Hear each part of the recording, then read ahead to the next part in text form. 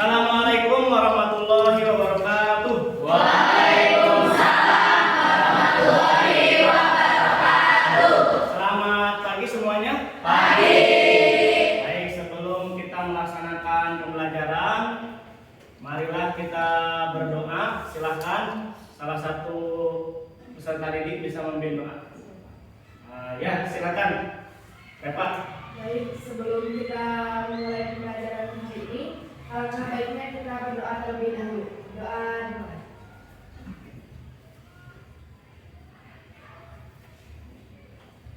Doa selesai.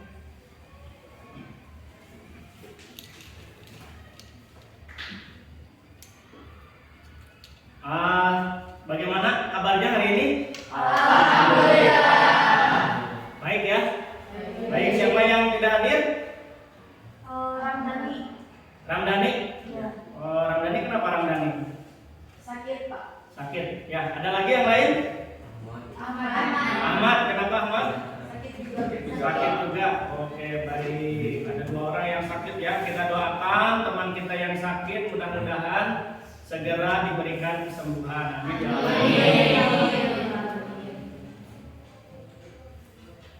Baik, coba silahkan dicek di sekitarnya, barangkali ada sampah, dibersihkan dulu. Ada ya, bersih ya? Kita sekarang akan masuk ke dalam sesi materi yang baru ya. Tapi sebelum itu, mari kita menyanyi terlebih dahulu. Silahkan semuanya berdiri.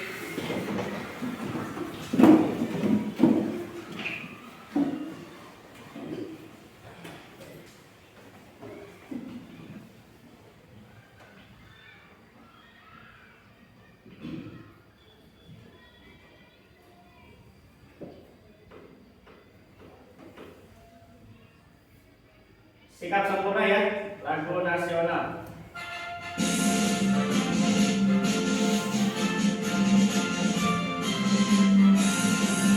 Bangga Pancasila, akulah pendukungmu. Patriot proklamasi, sedia berkorban untukmu. Pancasila dasar negara, rakyat adil makmur sentosa, pribadi bangsaku. Ayo maju, maju, ayo maju, maju, ayo maju, maju. Baik, silakan duduk kembali. Terima kasih. Garuda Pancasila itu adalah lagu tentang salah satunya dasar negara ya. Yang akan kita bahas hari ini adalah perlindungan dan penegakan hukum. Itu erat kaitannya dengan Pancasila. Sebagaimana di dalam lagunya tadi disampaikan bahwa dengan Pancasila itu membuat rakyat menjadi adil, makmur, sentosa ya. Rakyat adil, makmur, sentosa. Nah, itu adalah simbol dari perlindungan dan penegakan hukum.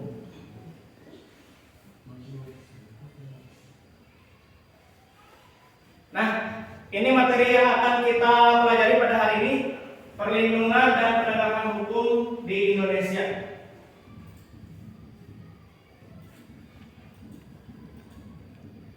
Sebelumnya kita sudah belajar tentang konsep-konsepnya ya. Sebelumnya kita belajar tentang konsepnya, pengertian perlindungan hukum, pengertian penegakan hukum. Nah, hari ini kita akan belajar tentang penerapannya dalam kehidupan sehari-hari. Ada 3 yang akan menjadi tujuan pembelajaran pada hari ini. Yang pertama, nanti kita akan mengetahui aneka sanksi ya, sanksi apa saja yang diidentifikasi, macam-macam sanksi atas pelanggaran hukum, yaitu sanksi-sanksinya, itu jenisnya seperti apa dan sebagainya. Kemudian yang kedua, partisipasi. Bagaimana bentuk partisipasi masyarakat ataupun kita dalam perlindungan dan penegakan hukum. Dan yang ketiga, evaluasi pelanggaran ya. Nanti kita akan menganalisis kasus-kasus pelanggaran hukum dan kita akan menentukan apa bentuk hukum-hukumnya ya. Tuh, ada 3 tujuan pembelajarannya. Kemudian, mengapa materi ini sangat penting? Nah, kenapa kita penting untuk mempelajari ini? Karena pemahaman perlindungan dan penegakan hukum bisa mewujudkan keadilan dan kedamaian serta menjamin semua orang menjalankan hak dan kewajibannya dengan benar ya.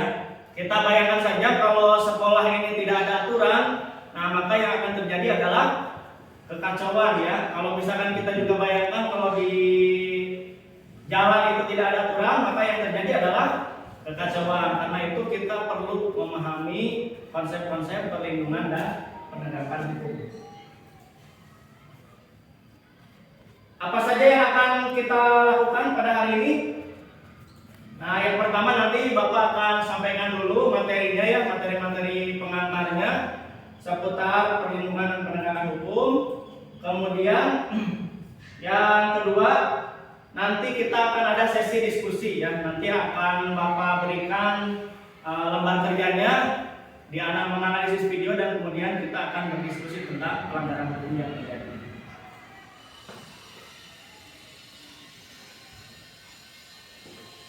Nah, sebelum kita lanjut ke materi, nah kira-kira siapa nih yang bisa menyebutkan apa contoh kasus pelanggaran hukum dalam kehidupan sehari-hari? Ya, silakan. Ada? Saya Pak. Ya, silakan. Resti di lingkup keluarga ataupun sekolah silakan. Baik Pak, izin menjawab contoh pelanggaran hukum di lingkungan di keluarga. Yang pertama itu ada KDRT, Ya. ada penganiayaan anak ataupun orang tua, ada eksploitasi anak dan lain sebagainya. Oke, baik, tepuk tangan dulu buat Resti.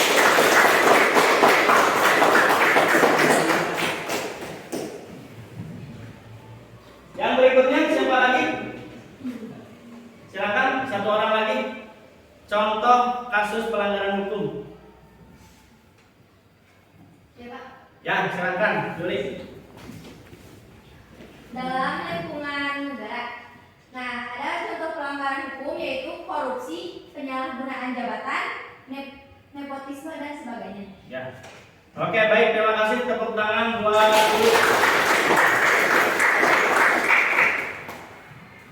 Nah, itu ya contoh-contoh dalam kehidupan sehari-hari itu. Jadi ada di lingkup keluarga, masyarakat, kemudian di sekolah dan juga di lingkup bernegara. Nah, selanjutnya kita akan saksikan video berikut.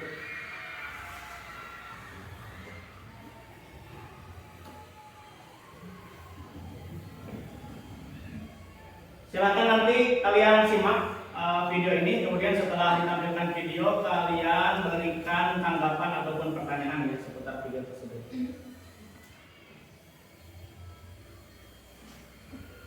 Mulai Senin kemarin hingga akhir bulan Mei mendatang, Kepolisian Republik Indonesia menggelar operasi Patuh Semeru di seluruh Indonesia. Namun sayangnya, operasi yang bertujuan meningkatkan kesadaran berlalu lintas ini justru diwarnai aksi kabur dan kucing-kucingan antara polisi dan pengendara motor. Begini aksi ugal-ugalan pengguna jalan saat terjadi dalam petugas Polsek Bubutan Surabaya. Seorang pengendara yang tidak menggunakan helm dan menerobos dengan menaikkan kecepatan motornya. Selain yang terkunci, aksi tersebut juga membahayakan orang lain. Razia yang digelar selama 2 jam ini banyak pengguna jalan yang tidak mematuhi aturan. Mereka yang takut ditangkap akhirnya putar balik melawan arus. Tak hanya itu, para pengendara juga berupaya menipu polisi dengan cara pura-pura sedang memenuhi mogok. Namun petugas yang tahu tetap melihatnya dan pengguna jalan pun balik mengendarai motornya. Selain melawan arus, ada juga pengendara motor yang bersembunyi di sela-sela mobil yang berjalan merambat untuk menghindari razia. Meski sembunyi, petugas tetap mengetahui dan menangkapnya.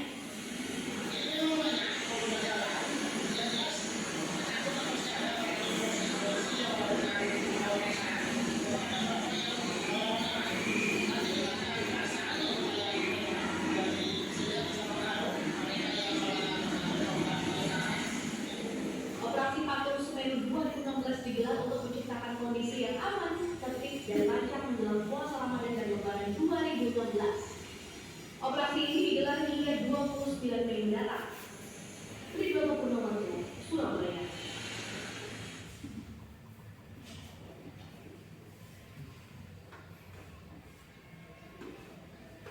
Baik, itu dari videonya ya. Kita menyaksikan ada kasus pelanggaran hukum yang terjadi di jalan raya ya, di ada razia polisi. Nah, silahkan di antara kalian ada yang mau ngasih pertanyaan atau tanggapan seputar video tadi?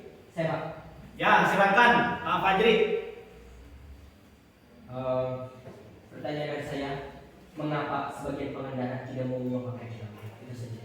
Ya, oke baik, terima kasih Fajri. Kenapa ada pengendara yang tidak mau pakai helm ya?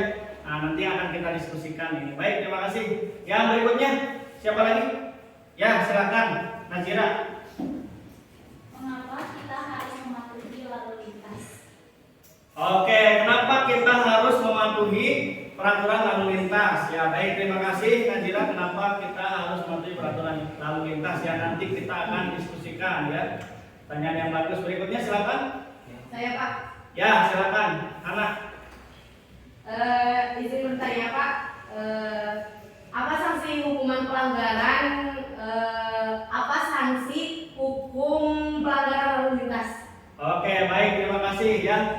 Anak bertanya apa sanksi dalam pelanggaran lalu lintas ya, sanksi hukum dalam pelanggaran lalu lintas. Baik, satu lagi silakan. Ya, saya Pak. Ya, silakan Jidan.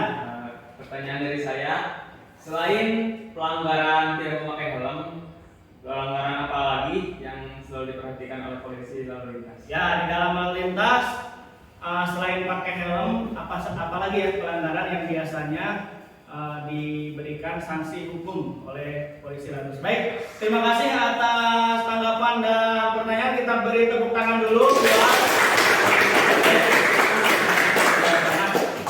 pertanyaan-pertanyaan itu nanti kita akan sambil bahas ya seiring dengan jalannya materi.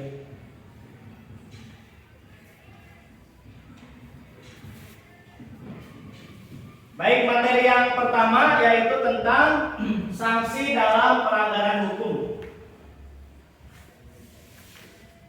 Nah, sanksi hukum itu ada dua sifat ya, ada dua karakteristik dari sanksi. Yang pertama tegas. Aturan yang telah dibuat secara material telah diatur dalam peraturan perundang-undangan. Jadi, sebuah kejadian atau sebuah peristiwa disebut sebagai kejadian hukum dan bersanksi hukum, maka harus jelas aturannya ya.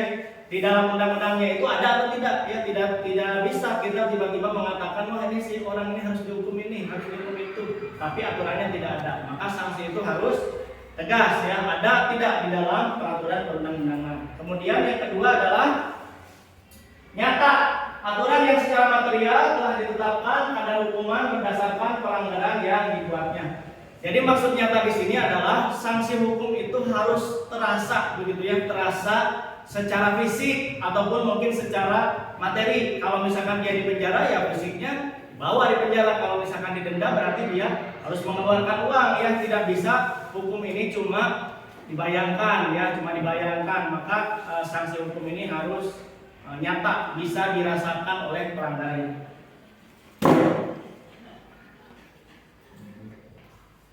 Nah, sanksi pidana itu menurut KUHP ada dua jenis. Yang pertama, hukuman pokok. Hukuman pokok ini bisa hukuman mati atau hukuman penjara.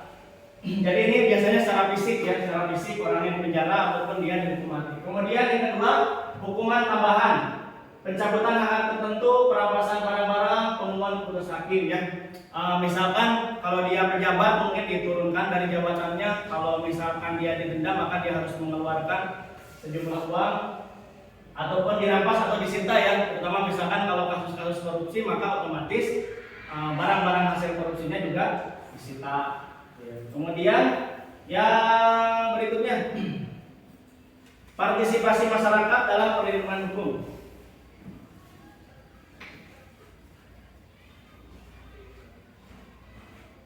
Nah, di dalam masyarakat maka tugas perlindungan dan penegakan hukum itu bukan hanya sebatas tugas dari kepolisian yang penegak hukum, tapi kita juga sebagai warga harus ikut berpartisipasi dalam perlindungan dan penegakan hukum. Yang pertama, di lingkup keluarga, contohnya mematuhi perintah orang tua, ibadah tepat waktu, dan seterusnya. Kemudian di sekolah tidak mencontek ketika ulangan, memperhatikan para penjelasan guru, itu juga bagian dari partisipasi ya. Kemudian di masyarakat bertugas di jadwal ronda ya, di Masih ya, ada yang masih, ada yang enggak ya, atau kadang-kadang ada yang ronda kalau sudah terjadi pencurian ya, baru ada yang ronda itu. Kadang-kadang seperti itu, padahal pencurinya sudah kabur ya. Dari hukum negara memiliki SIM, membayar pajak ya, punya KTP ya, sekarang sudah di atas 17 tahun semuanya. Kan yang berkewajiban untuk memiliki KTP dan nanti bisa memilih ya di dalam pemilu. Kemudian yang berikutnya, kasus pelanggaran hukum. Nah, ini juga sama ya. Kalau tadi partisipasinya, yang kedua adalah kasusnya. Misalkan di keluarga mengabaikan perintah orang tua ya, itu kan di keluarga kita juga ada aturan-aturan kan ya, di rumah itu yang harus kita patuhi. Mengganggu kakak atau adik yang sedang belajar ya, itu juga bisa ya. Sekolah mencontek ketika ulangan, dan suka mencontek ketika ulangan. Datang ke sekolah terlambat itu juga sama ya, karena di sekolah punya aturan, maka ketika aturan itu dilanggar maka ada sanksinya biasanya. Masyarakat main hakim sendiri ya, ada yang maling kemudian misalkan dikeroyok gitu ya. Nah itu tidak boleh ya, karena ada petugas yang berwenang. Kemudian mengkonsumsi obat-obat terlarang. Di negara tidak memiliki KTP itu juga sebuah pelanggaran ya, tidak KTP. Kemudian tidak mematuhi rambu-rambu lalu lintas seperti yang tadi sudah dicontohkan ya. Itu adalah kasus-kasus pelanggaran hukum yang ada di lingkungan sekitar kita.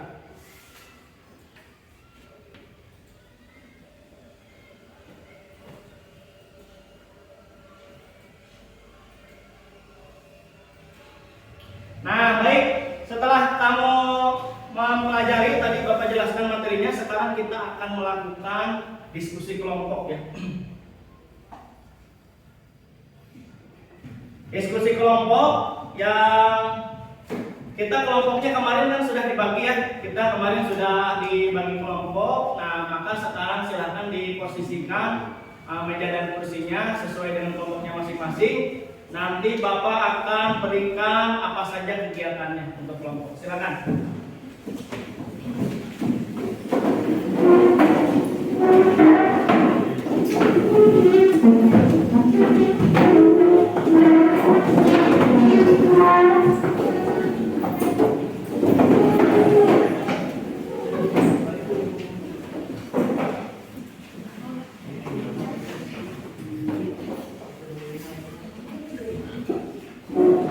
Baik, sudah ya. Kelompok satu mana? Ini ya, kelompok satu. Kemudian ini yang di kelompok dua. Ini kelompok tiga dan itu kelompok empat. Baik ya. Nah, nanti Bapak akan bagikan LKPD ya. Nanti akan bagikan LKPD di setiap kelompoknya. Di dalam LKPD itu nanti akan ada link untuk membuka video. Video itu berisi tentang kasus pelanggaran hukum yang terjadi di lingkungan kita. Nah, nanti kamu analisis. Nah, itu misalkan mulai dari yang pertama kronologinya seperti apa ya. Kemudian sanksi hukumnya apa? Undang-undang yang dilanggarnya itu apa? Kemudian solusi untuk mengatasinya seperti apa ya. Nanti Bapak akan bagikan. Silakan kamu nanti cari dari berbagai sumber untuk mencari jawabannya, bisa dari buku, bisa dari modul ataupun dari internet. Setelah diskusi selesai nanti kita akan presentasikan secara bergiliran ya. Ini Bapak bagikan dulu LKPD-nya.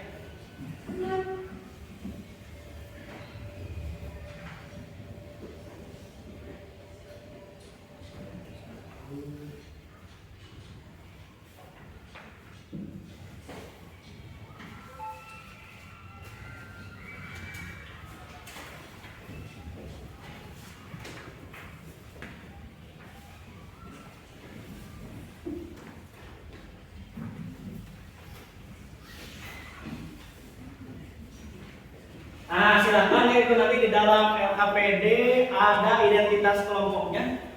Nah, silahkan diberi nomor urut kelompoknya, kemudian dicatat anggota-anggota kelompoknya. Diperhatikan link videonya bisa dilihat dulu, ya, bisa dilihat dulu. Kemudian nanti dituliskan hasil diskusinya di lembar jawaban.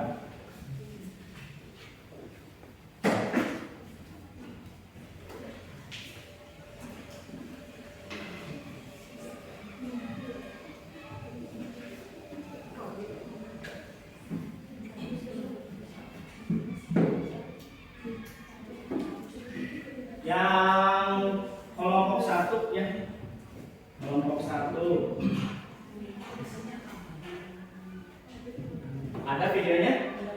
Silakan bisa lihat dulu ya.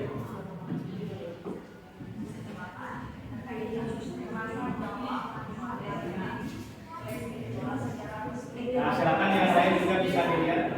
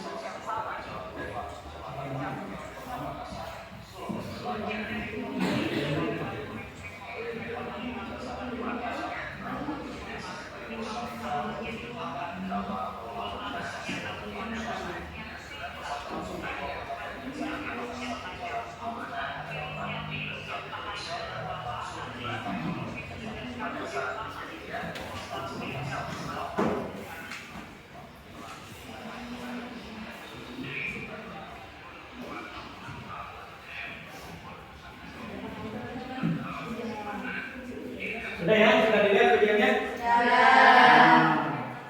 Silakan dikerjakan. Yang kelompok 1 videonya tentang apa tadi? Tentang KDRT ya. Siapa yang terlibat di video itu? Resti sama Rizky Bilar ya. Bagaimana kejadiannya? Kasus KDRT-nya siapa yang melakukan KDRT? Ya, silakan dimasukkan ya sesuai dengan pertanyaan di KPD-nya. Yang kelompok 2 kasusnya tentang apa? Tentang bullying ya. Di mana bullyingnya? Bagaimana kejadiannya? Najira, bagaimana kejadiannya?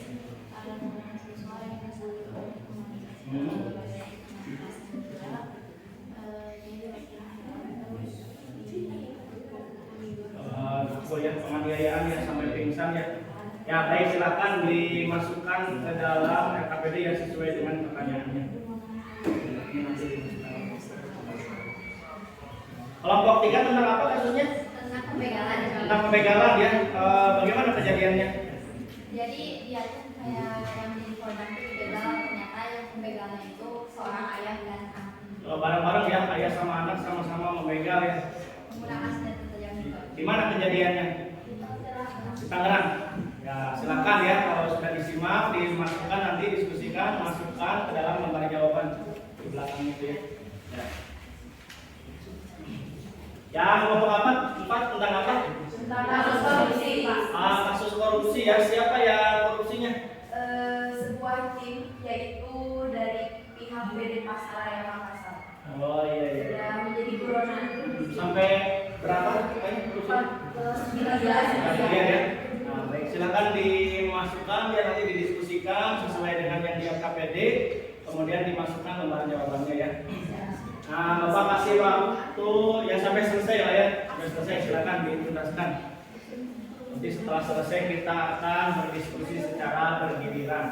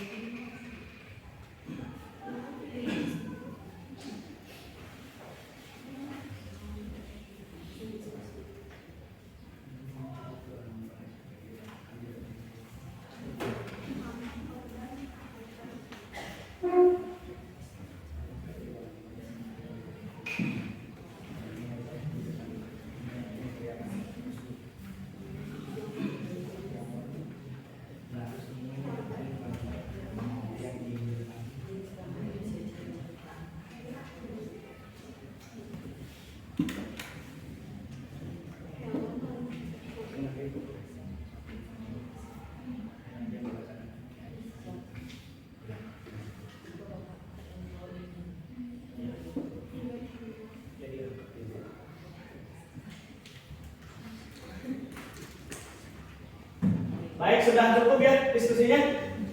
Nah, sudah cukup, maka sekarang kita akan melakukan presentasi secara bergiliran ya. Nanti silakan persiapkan di kelompoknya masing-masing untuk presentasi dan dibagi-bagi tugas. Yang jadi moderator, yang jadi pemateri, dan yang menjadi penjawab pertanyaan ya.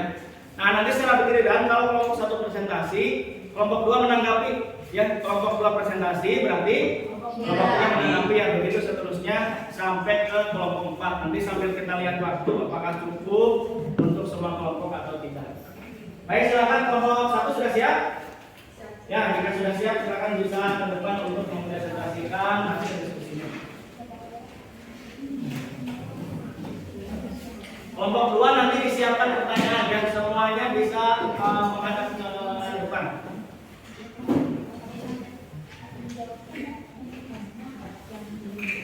Sambil lihat ke depan.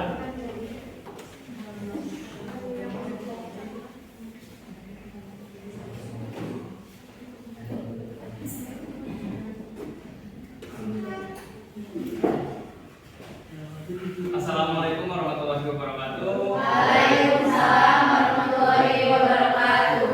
Yang keras ya suaranya. Di sini kami kelompok 1 akan mempresentasikan hasil diskusi kami. Ya, saya sendiri di sini sebagai moderator dari kelompok ini, dan saya memiliki anggota 3 anggota, yang dimana di sini ada Reva, Rizka, sama Alia. Untuk selanjutnya kita akan menuju ke materi. Materi akan disampaikan oleh Reva. Nah, maju lagi sini. Maju lagi terus. Nah, sampai. Baik, di sini saya akan menyampaikan tentang kasus hukum. Lebih keras suaranya. Kasus hukum di lingkungan keluarga. Selanjutnya itu contoh tentang kasus KDRT Lesti Salwan Zikran. Nah, dari pengamatan saya sama tim saya sama kelompok saya tadi, kronologi tersebut terjadinya kasus tersebut itu berawal dari Lesti dan Rizky yang merupakan suami istri ketahuan berselingkuh di belakang Lesti. Lesti kemudian meminta agar dirinya dipulangkan ke rumah orang tuanya. Namun permintaan itu justru menyulut emosi Rizky hingga sang suami melakukan tindakan kekerasan. Nah, jenis pelanggaran hukum yang dilakukan itu yaitu penganiayaan dan kekerasan fisik.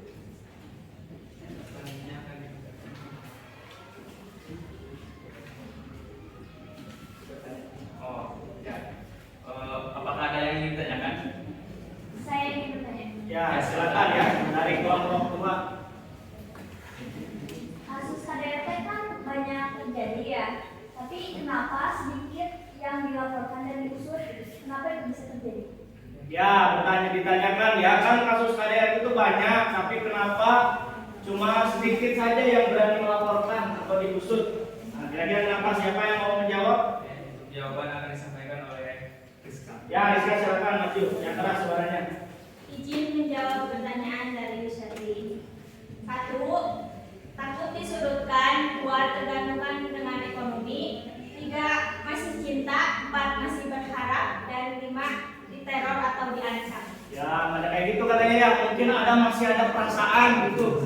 Jadi meskipun disakiti setiap hari, ya tetap dilanjutkan ya, tidak mau untuk dilaporkan begitu.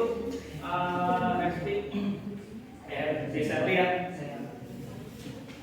Baik, sudah cukup ya, satu saja pertanyaannya, silakan bisa ditutup. Mungkin sekian dari kelompok kami. Wassalamualaikum warahmatullahi wabarakatuh. Waalaikumsalam. Tepuk tangan dulu Pak. Baik, terima kasih kelompok 1. Sekarang kelompok 2, silakan.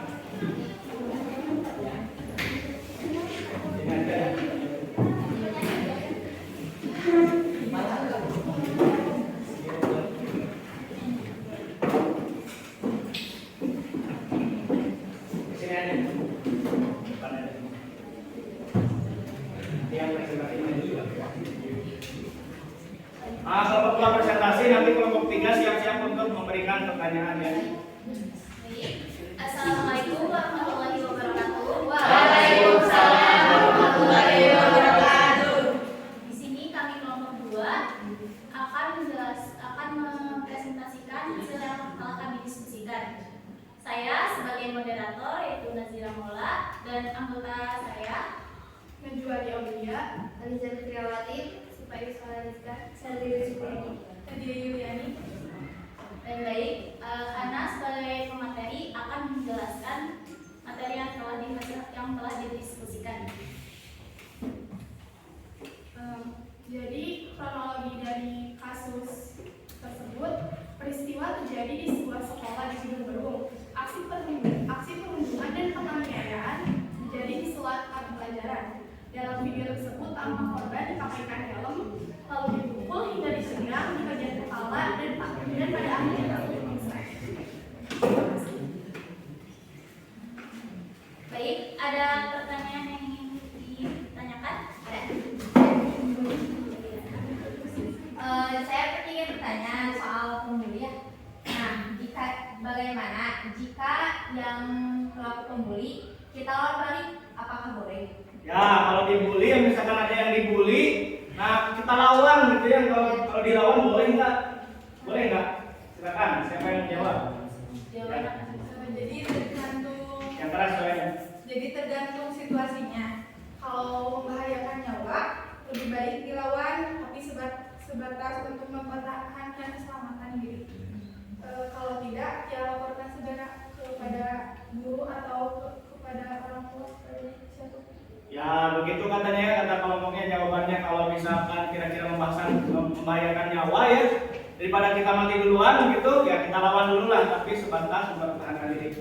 Yang lebih bagus tentu saja kalau dibully di sekolah kamu tetap laporkan ya, laporkan ke guru agar tidak terulang ya, agar tidak terulang kejadian tersebut. Baik, terima kasih ya yang sudah bertanya, silakan bisa ditutup. Baik, sekian dan terima kasih atas perhatiannya. Kami ucapkan wassalamualaikum warahmatullahi wabarakatuh. Waalaikumsalam. Tepuk tangan buat ayo silakan kelompok 3.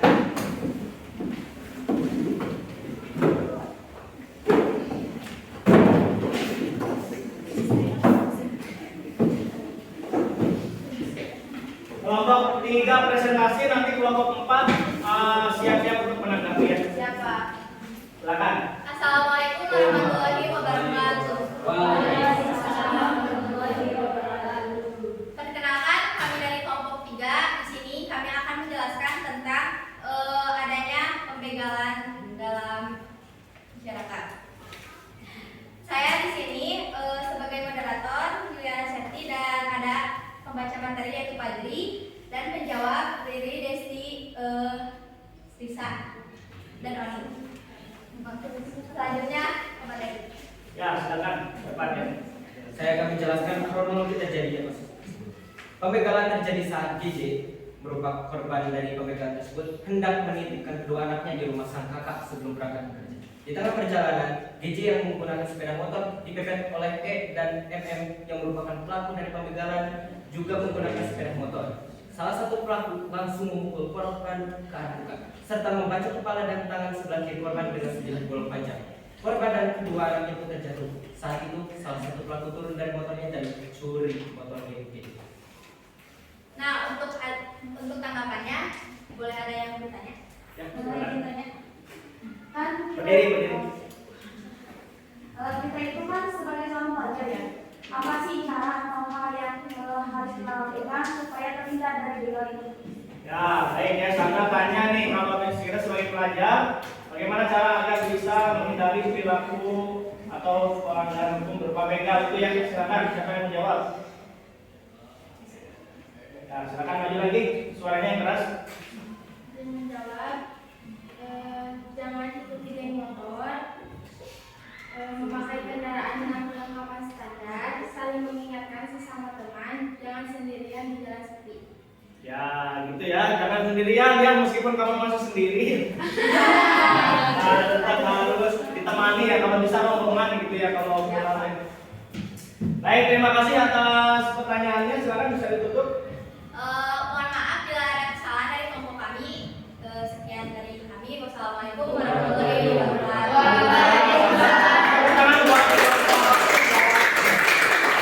Baik, satu kelompok lagi cukup waktunya.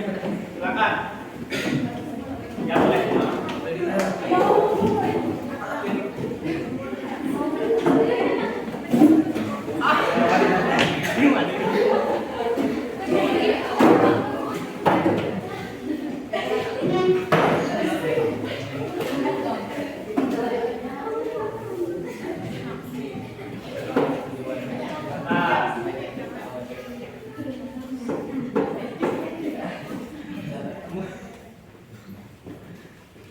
Ya, sekarang bisa dimulai. Nanti kelompok 1 siap-siap memberikan tanggapan. Silakan.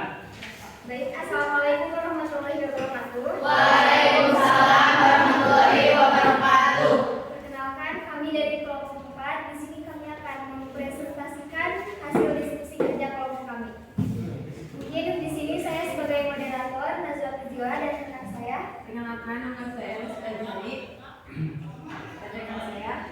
Perkenalkan, nama saya Hana Handayani. Perkenalkan, nama saya Suci Marista. Perkenalkan, nama saya Sinta Reptani. Perkenalkan, nama saya Sandra. Perkenalkan, nama saya Fikri Muhammad Firdaus.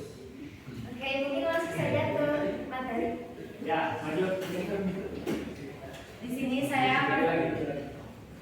sini saya akan membacakan hasil analisis kami tentang kasus korupsi yang terjadi di bangsa dan negara.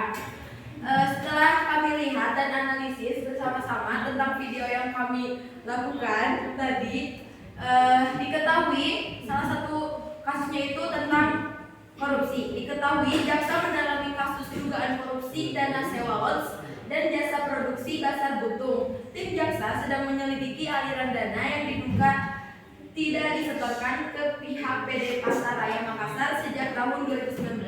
Dalam proses penyelidikan, jaksa menemukan fakta hukum yang mengarah pada perbuatan tindak pidana korupsi. Hasil audit ditemukan adanya kerugian negara yang ditaksir sebesar mencapai 14 miliar rupiah dan bahkan tim tersebut sudah menjadi buronan semenjak 4 bulan terakhir. Terima kasih. Oke, baik. Apakah dari kalian ada yang ingin ditanyakan? Ya. Silakan. Kenapa pejabat korupsi padahal gajinya besar? Ya, kenapa ada pejabat tetap korupsi ya, padahal gajinya mereka besar tapi tetap korupsi? Silakan. Baik, izin menjawab. Untuk jawaban Rizka tadi, itu pertama manusia itu berwatak tamak, jadi tidak pernah merasa puas ya, kurang bersyukur, mental miskin dan aturan selalu longgar. Ya, itu biasanya ya, sudah gajinya besar, kemudian dia kalau kurang bersyukur atau misalkan dia punya mental yang miskin, maka dia tetap terus ya pengennya tambah lagi dari korupsi. Baik, terima kasih. Silakan bisa ditutup. Mungkin sekian dari kelompok kami. Terima kasih atas perhatiannya. Wassalamualaikum warahmatullahi wabarakatuh. Waalaikumsalam.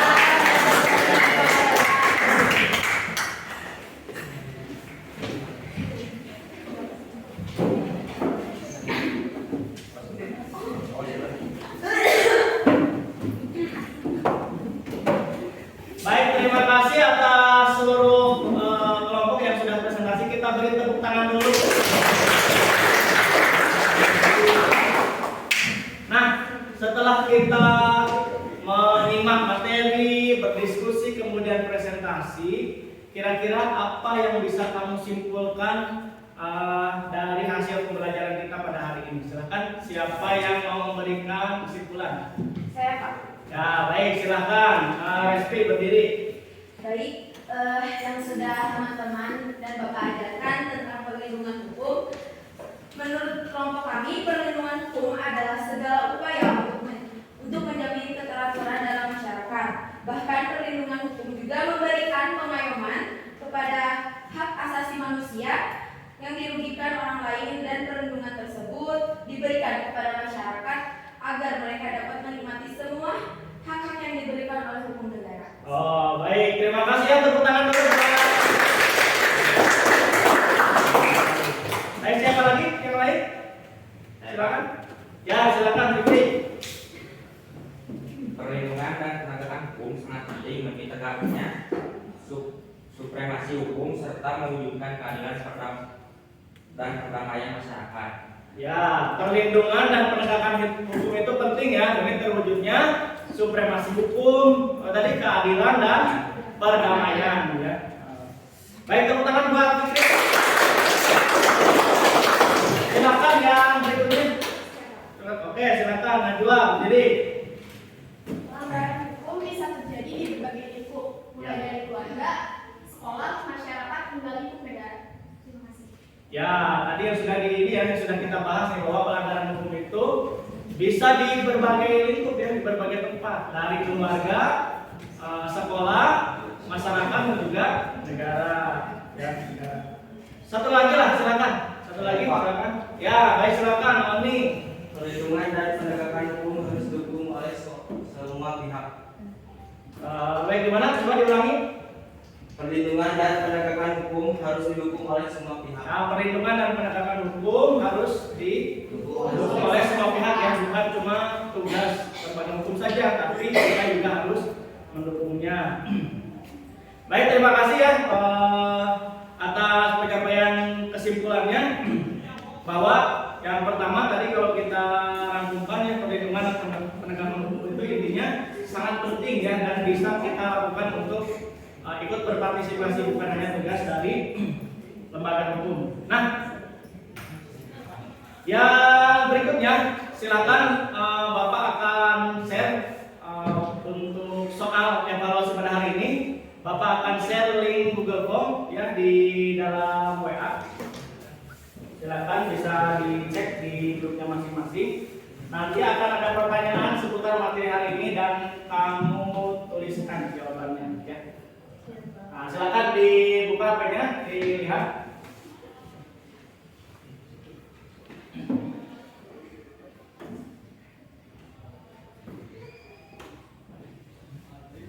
Kamu isi di situ, nanti akan ada 5 pertanyaan ya. Akan ada 5 pertanyaan. Nah, silakan bisa diisi pertanyaannya.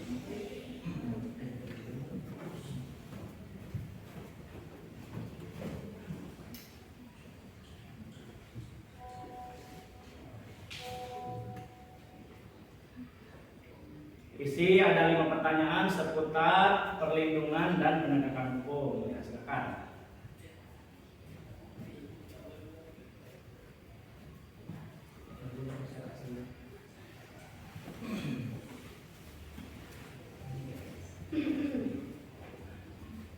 Sudah? Sudah. Baik, jika sudah nanti akan Bapak rekap kemudian disampaikan hasilnya ya di pertemuan berikutnya. Untuk berikutnya, silakan salah satu saja dari kalian untuk memberikan saran ataupun kritik dalam kegiatan pembelajaran kali ini. Ya, silakan. Misalkan ada kelompoknya mungkin sudah bagus dalam presentasi atau mungkin ingin ada kegiatan apa, silakan. Ada satu orang.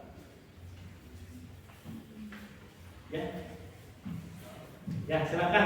Saya Pak. Ya, Rizky. Jadi untuk saran pembelajaran hari ini, saya dan kelompok saya sudah melakukan diskusi yang baik, tetapi kurangnya rasa disiplin mungkin Pak, dari rasa tanggung jawab, dan tadi juga waktu presentasi mungkin banyak sedikit yang berbicara karena mungkin dari materinya sudah terjawab oleh semuanya. Oke, baik. Kalau pesannya sendiri untuk kali ini gimana? Untuk kesannya, terutama saya pribadi sangat berkesan ya untuk hari ini, senang karena kami bisa memahami tentang penegakan hukum yang ada di masyarakat, keluarga, negara, dan di sekolah. Dan penegakan hukum itu harus kita amalkan di kehidupan sehari-hari karena itu sangat perlu bagi pedoman hidup kita untuk melangsungkan hak-hak asasi manusia. Oke. Terima kasih. Oke, baik, terima kasih, tepuk tangan dulu buat. Terima kasih ya untuk pemaknaannya pada hari ini. Dan setelah pembelajaran selesai, nanti silahkan ya di rumah kamu cari contoh kasus-kasus lain ya, contoh kasus-kasus lain seputar pelanggaran hukum yang ada di lingkungan sekitar ya. Tuh. Kemudian untuk pertemuan berikutnya nanti kita akan belajar tentang pentingnya persatuan dan kesatuan NKRI ya. Nanti silakan bisa dibaca-baca dulu atau mungkin mempersiapkan diri dulu untuk persiapan materi di pertemuan berikutnya. Baik, kegiatan pada hari ini sudah selesai. Mari kita sama-sama tutup dengan bacaan adalah Terima kasih. Assalamualaikum warahmatullahi wabarakatuh.